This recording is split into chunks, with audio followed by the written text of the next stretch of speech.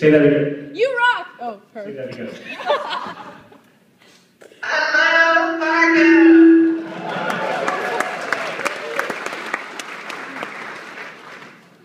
That's fantastic. That's fantastic. It was the first, actually. So, that was a highly entertaining film, guys. And I'm very glad you have distribution. And yeah, big hand for that. First of all, for everybody here to help spread the word, right off the bat, what can they do to help spread the word, and what can they do right now to let their friends and family know about this film and to see it, like, right away? Well, Facebook, Twitter, tell your friends the old-fashioned way. Pick up a phone and call them and tell them. Buy it, rent it on VOD and iTunes, and rate it, please. Gather more communities. It can spread quite rapidly with a system called Gather. You get 50 of your friends in your community, wherever it is, and they'll bring the film there. Why did there have to be so much violence in the film you just saw? It's kind of the theme of the film, but first of all, the idea for the film was a long time coming for the script, as we talked about this afternoon. Rama, you have co-writing credit on this film, as I believe, with the gentleman that we talked about earlier, your screenwriter. And yeah, could you quickly just tell us a little bit about what went into getting this idea off the ground and how this came about? That's for you, Okay, well actually, Tim Macy and I came up with the story together.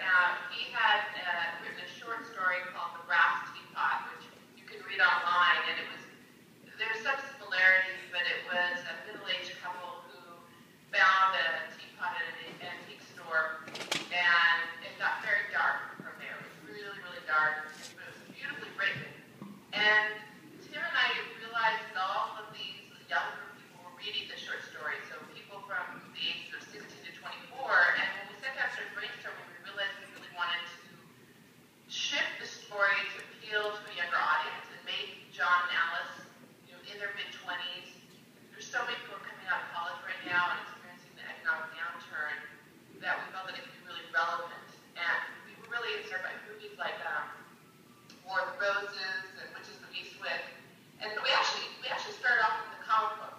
We created the comic book together, and then from there developed the screenplay. And when Juno Temple read the script, and I heard that she was interested, it was like this lightning bolt, because she actually, not only was she an incredible actress, but she looked like the character that we had drawn in the comic book.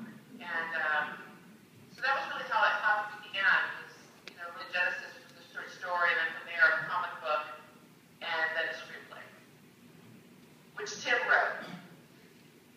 Now, I've heard a rumor, and I just actually heard this today, somebody told me this, that someone on your team, and maybe it was the director, decided that a good way to market this would be to start spreading the rumor that this was actually based on a true account, that there actually was a brass teapot that came down through antiquity, and that this is real.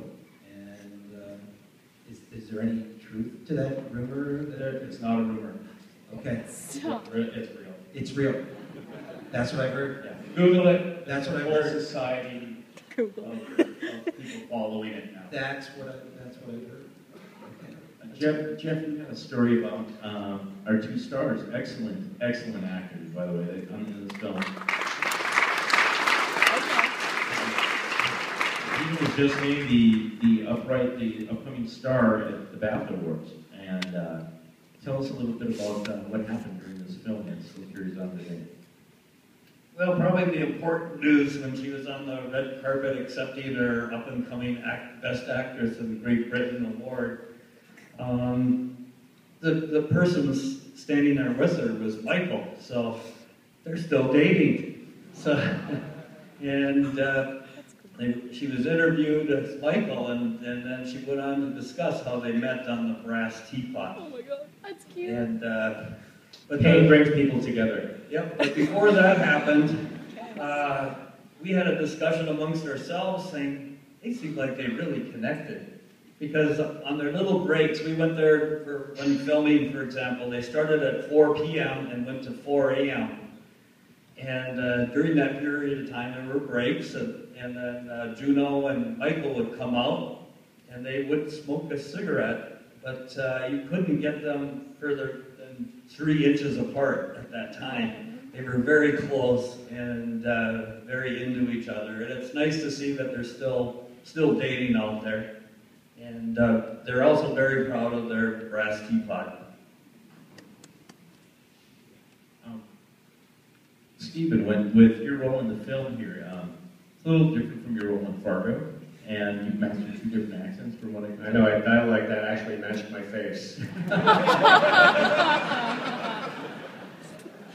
So, there's this anecdote, some of us that were here for the lunch panel, but there's a lot of people that weren't here. There's a great story about some stuff that wound up on the cutting room floor for what you shot for this film. Well, I feel like I'm doing double duty here. Hold on. All right, what am I doing? Okay, I want everybody to see Rama while I'm talking.